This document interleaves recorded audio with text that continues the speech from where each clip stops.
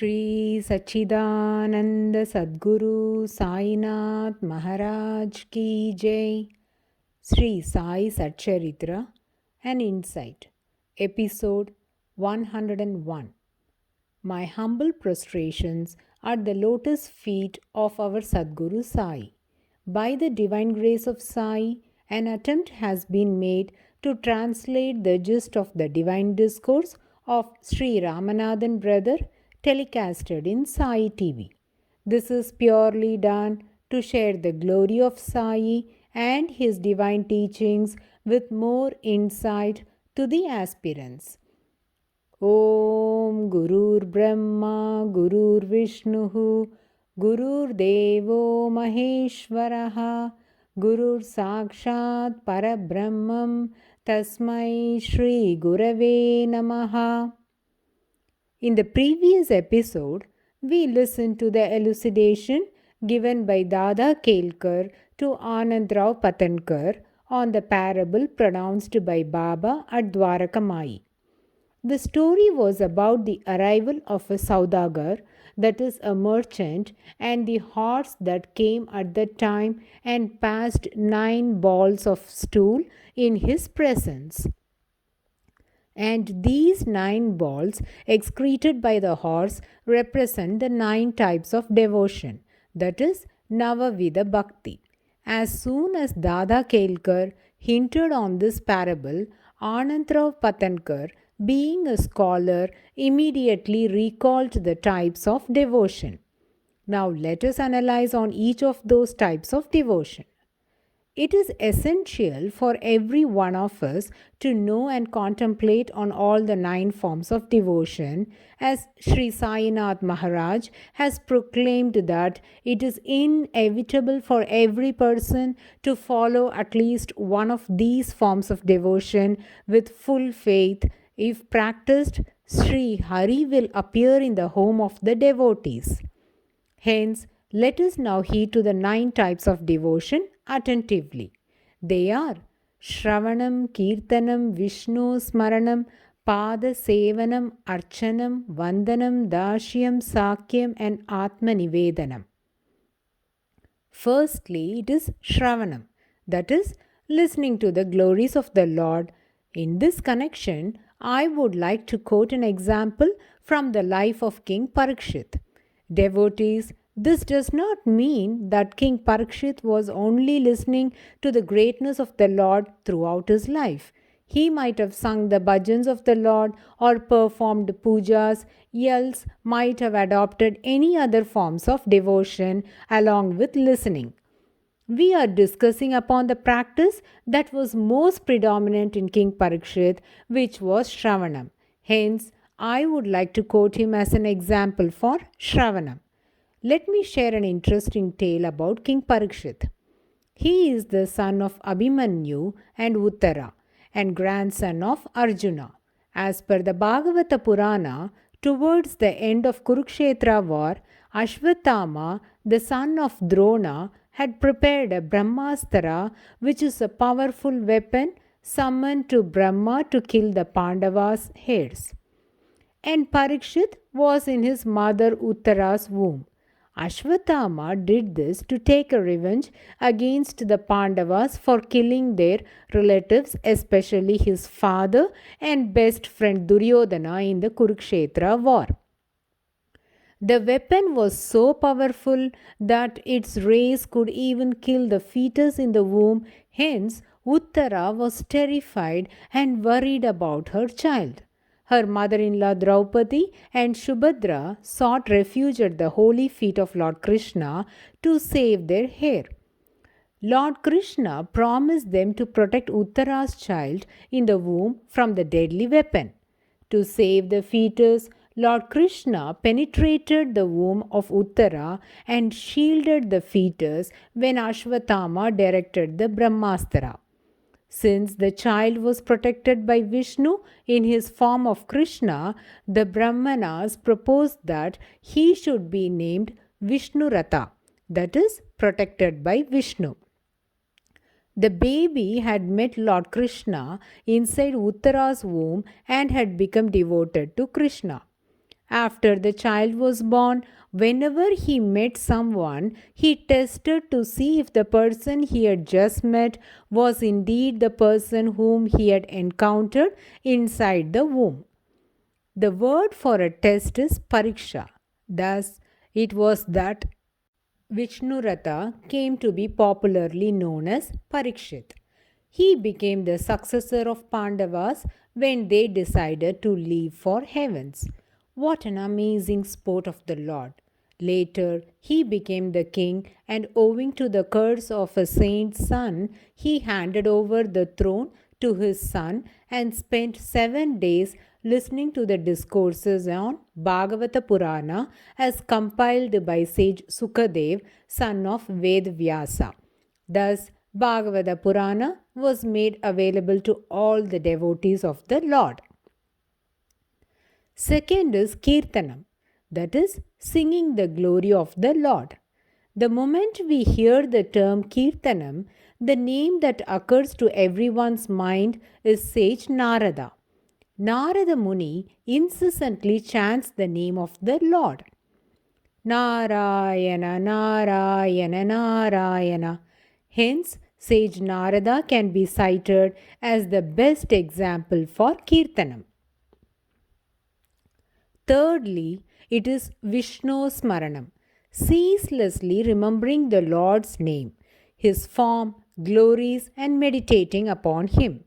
The timeless example for this would be Sri Chaitanya Mahaprabhu and Bhakta Prahalada. Bhakta Prahalada is the one who listed down these 9 forms of devotion, and he was constantly meditating upon the Lord. Fourthly, it is Pada Sevanam, that is, serving the lotus feet of the Lord. Any kind of service done to the Supreme Lord can be taken as Pada Sevanam. The classic example could be the Divine Mother Mahalakshmi. She continuously serves the lotus feet of Lord Vishnu. Fifth is Archanam, that is, offering prayers to the Lord by submitting flowers or offering divine articles while chanting the various names of the Lord. The matchless example for this type of devotion is Gajendra Alvar. Here, Gajendra refers to the elephant which is ever engaged in performing the ritual of offering lotus flower to the Lord. Once, when he got into the pond, his leg was caught in the clutches of the crocodile. Gajendra struggled for 1,000 years to free himself from the crocodile, and it never failed to perform its ritual of offering lotus flowers to Lord Vishnu. The flower that it plucked from the pond was held in its trunk. It surrendered to the Lord and cried for help. Lord Vishnu immediately arrived and freed Gajendra by killing the crocodile. Thus, Gajendra would be the best example for Archanam. Sixth is Vandanam, that is, salutation or reverence. This does not mean the namaskaram or greetings that we say when we accost someone. Instead, it has a deeper connotation. This root word can be split into two as na and mamaskaram. Mama denotes mine and na means not. So, na mamaskaram means a salutation that is submitted to divulge that nothing is mine. So, whenever we do our namaskaram to the Lord, we have to do it with the perception that nothing is mine. Only such salutations done with reverence and with this awareness becomes a namaskaram. Akrura and Uddhava can be quoted as best examples for namaskaram. When Akrur was sent to Gokul, on the way he saw some footprints, and the footprints were with lotus, flag, disc, fish, and conch shell. He believed that such footprints must be of Sri Krishna, who roams around for grazing herd without wearing his slippers. Akrurji felt, while thinking Almighty, he should not sit on the chariot. He started moving on foot and prostrated on the footprints of Sri Krishna with all reverence and loving devotion all along the way. Hence, Akrurji can be cited as the best example for Namaskaram. Uddhavaji also showed his obeisance to Lord Krishna's footprints in the same manner, so he can also be quoted as an example under the same context. Seventh is Dashyam, which means serving the Lord as a menial servant of the Lord. Lord Hanuman served Lord Rama in this manner. Hence, the devotion and the service of Hanuman, which is par excellence, can be the best example of Dashyam and is regarded to be the greatest form of devotion. Eighth is Sakhyam, that is, develop a friendship with the Lord, as He alone has been one's true friend forever. The friendship between Sudama and Sri Krishna and the relationship between Lord Krishna and Arjuna can be referred as best examples of Sakhyam. Though Lord Krishna and Arjuna were cousins and brothers-in-law, despite these relationships, they both had a very close bonding and an inseparable friendship existed between the two. And this closeness paved way for Arjuna to clarify all his doubts in the form of questions prior to the Kurukshetra war in the battlefield to the Lord, and the conversation that took place between the Supreme Lord and his close friend Arjuna is termed as Bhagavad Gita. Similarly, Sudama and Lord Krishna can be cited as an emblem of true friendship and love. During their childhood, they both were in the hermitage of their Guru Sandipani and were intimate friends. They served the Guru diligently. Lord Krishna became the king of Dwarka. Sudama was in an impoverished state, and his wife persuaded him to meet the Lord and get his grace. Sudama initially hesitated to meet his friend as he was not willing to ask for favors from anybody, but later decided to meet him and seek his blessings.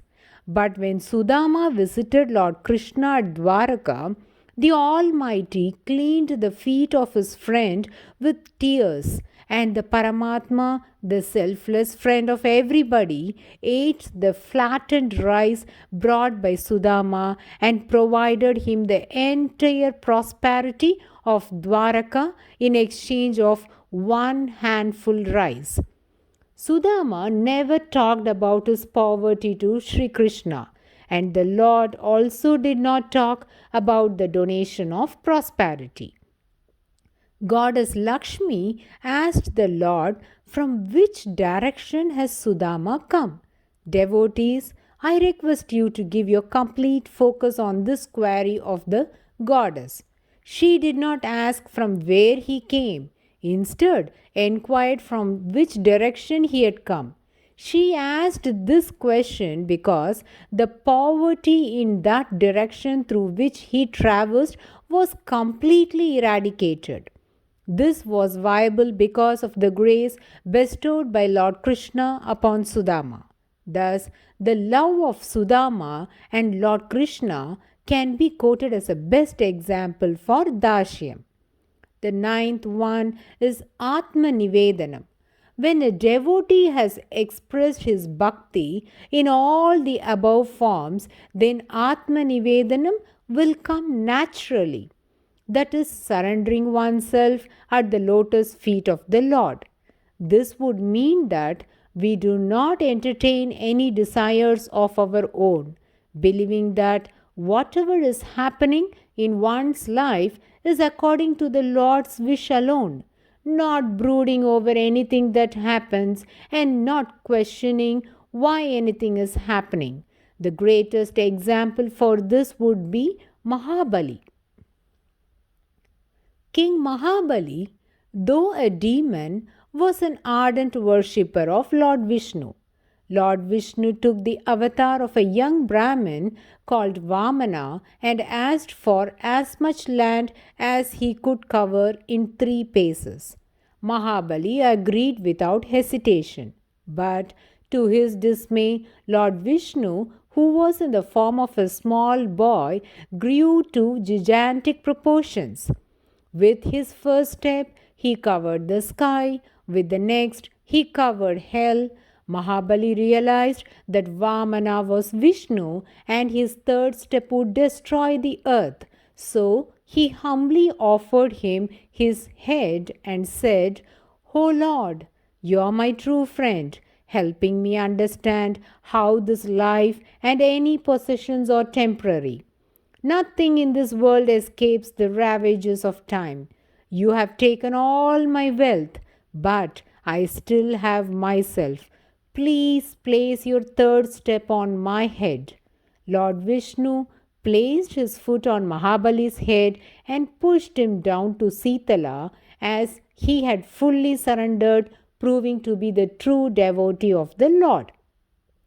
So, devotees, until now we have been listening to all the 9 forms of devotions with examples from the Puranas that exhibited the Navavida Bhakti.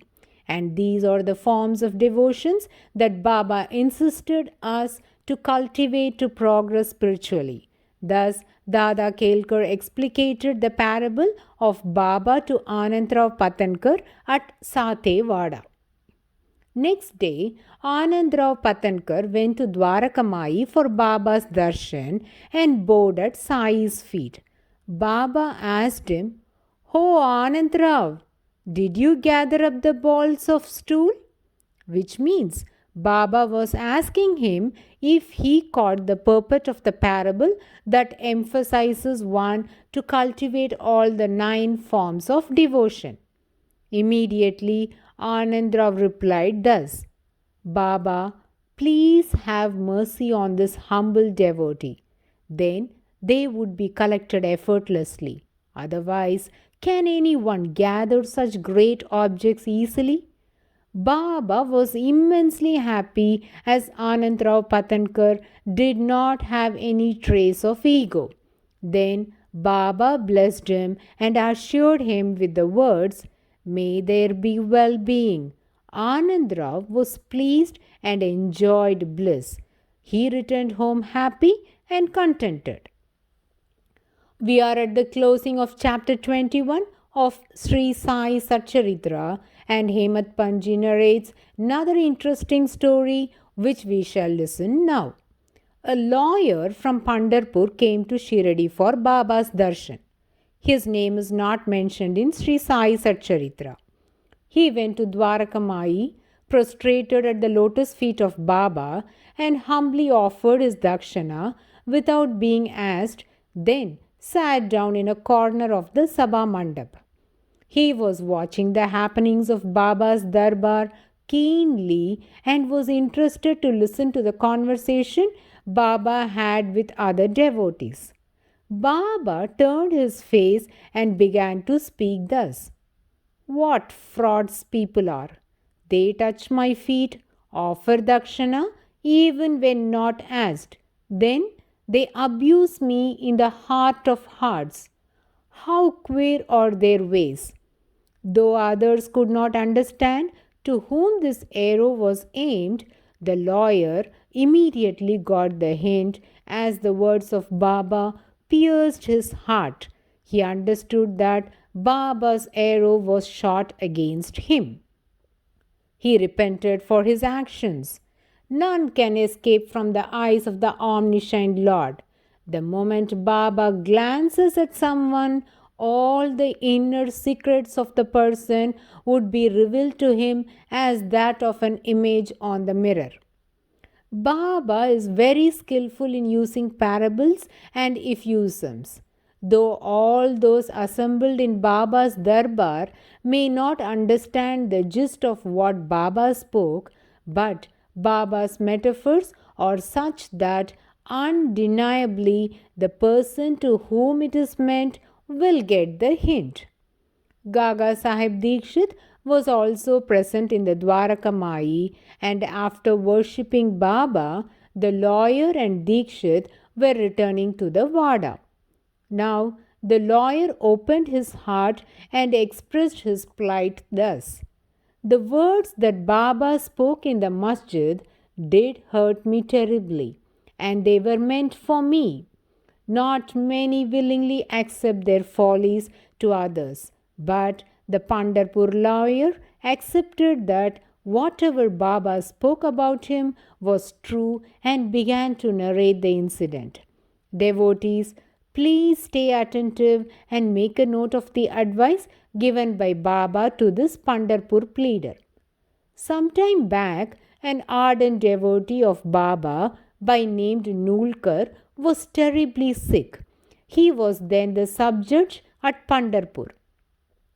Nulkar, rather than getting his sickness treated from a doctor, took leave from office, came to Shirdi, beseeched Baba for relief, and made Shirdi his permanent place, surrendering completely at the lotus feet of Baba.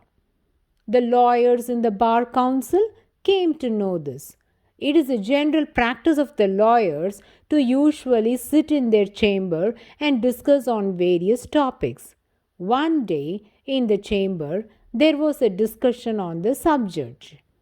Someone sarcastically remarked on the sub-judge's decision of going to Shirdi rather than approaching a doctor to cure his illness.